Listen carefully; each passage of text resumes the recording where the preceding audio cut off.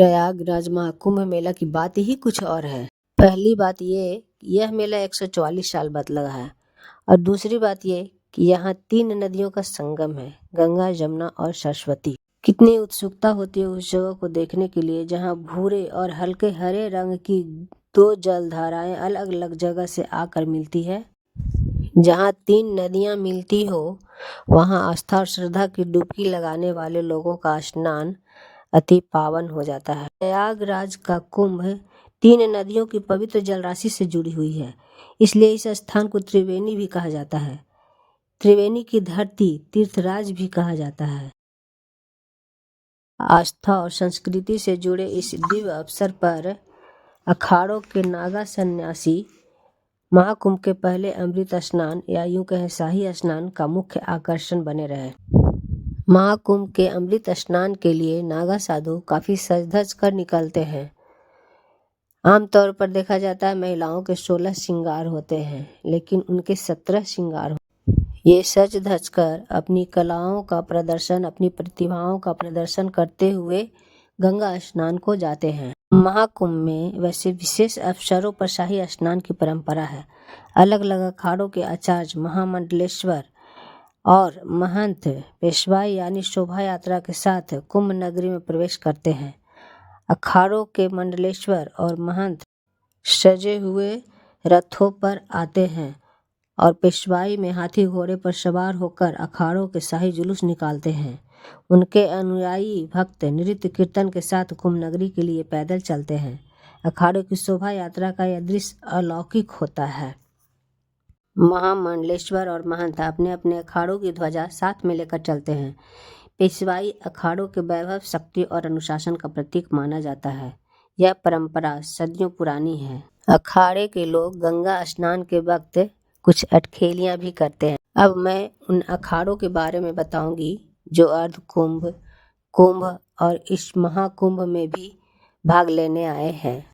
वैसे साधु संतों के 13 अखाड़े भाग लेते हैं। इनमें शिव सन्यासी संप्रदाय के 7 अखाड़े हैं, जो क्रमशः इस प्रकार है। पहला, पंचायती अखाड़ा महानिर्माणी, दारागंज प्रयाग उत्तर प्रदेश के हैं। दूसरा, श्री पंच अटल अखाड़ा, चैक हनुमान, वाराणसी उत्तर प्रदेश के हैं। तीसरा, श्री पंचायती अखाड़ा निरंजनी, दारागंज प्रयाग उत्तर प्रदेश के हैं। चौथा, श्री तपोनिधि आनंद अखाड़ा पंचायती त्र्यंबकेश्वर नासिक महाराष्ट्र के हैं। पांचवा, श्री पंचदशनाम जूना अखाड़ा बाबा हनुमान घाट वाराणसी उत्तर प्रदेश के हैं। छठा, श्री पंचदशनाम आवाहन अखाड़ा दशाश्वमेध घाट वाराणसी उत्तर प्रदेश के हैं। 7, श्री पंचदशनाम पंच अग्नि अखाड़ा गिरिनगर भवनाथ जूनागढ़ गुजरात के हैं। बैरागी वैष्णव संप्रदाय के भी 3 अखाड़े हैं। जो आगे 8वां नंबर, श्री दिगंबर अनि अखाड़ा शामला जी खाक चौक मंदिर सांभर कांधा गुजरात। 9वां, श्री निर्वाणी अनि अखाड़ा हनुमानगढ़ी अयोध्या उत्तर प्रदेश के हैं। 10वां, श्री पंच निर्मोही अनि अखाड़ा धीर समीर मंदिर बंसीगढ़ वृंदावन मथुरा उत्तर प्रदेश के हैं। उदासीन संप्रदाय के भी 3 अखाड़े हैं, जो इस प्रकार है। 11 नंबर, श्री पंचायती बड़ा उदासीन अखाड़ा कृष्णनगर कीटगंज प्रयाग उत्तर प्रदेश। 12, श्री पंचायती अखाड़ा नया उदासीन कनखल हरिद्वार उत्तराखंड। और 13 जो अंतिम है, श्री निर्मल पंचायती अखाड़ा कनखल हरिद्वार उत्तराखंड के हैं। कहा जाता है कि शिव सन्यासी संप्रदाय के 7 अखाड़ों में जूना अखाड़ा सबसे बड़ा है, जिसके लगभग 5 लाख नागा साधु और महामंडलेश्वर सन्यासी हैं। इनमें से अधिकतर साधु नागा साधु हैं। इनके अलग अलग क्षेत्र के अनुसार महंत होते हैं। वर्तमान में इस अखाड़े के अध्यक्ष प्रेमगिरी महाराज जी हैं। इसे वैभव अखाड़ा भी कहते हैं। इसके इष्ट देव शिव और रुद्रावतार गुरु दत्तात्रेय भगवान हैं। इनका केंद्र वाराणसी के हनुमान घाट पर माना जाता है और हरिद्वार के माया मंदिर के पास इनका आश्रम है।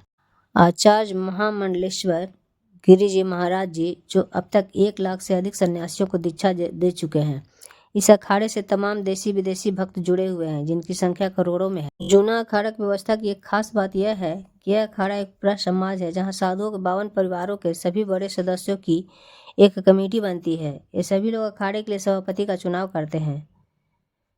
यह चुनाव जीवन भर के लिए चुने हुए व्यक्तियों का हो जाता है। ये चुनाव कुंभ मेले के दौरान ही होता है। इसमें महंत और कोतवाल तक नियुक्त किए जाते हैं। अखाड़े में महिला नागा साधु भी होती हैं, लेकिन उन्हें वस्त्र पहनने की इजाजत होती है। सभी अखाड़ों का कुछ अलग अलग कानून भी होता है, अलग अलग कुछ नियम भी होता है। किसी जुर्म के दोषी साधु को अखाड़े के कोतवाल के साथ गंगा में 108 डुबकी लगाने के लिए भेजा जाता है। डुबकी के बाद वह भीगे कपड़े में ही देवस्थान पर आकर अपनी गलती की क्षमा मांगते हैं।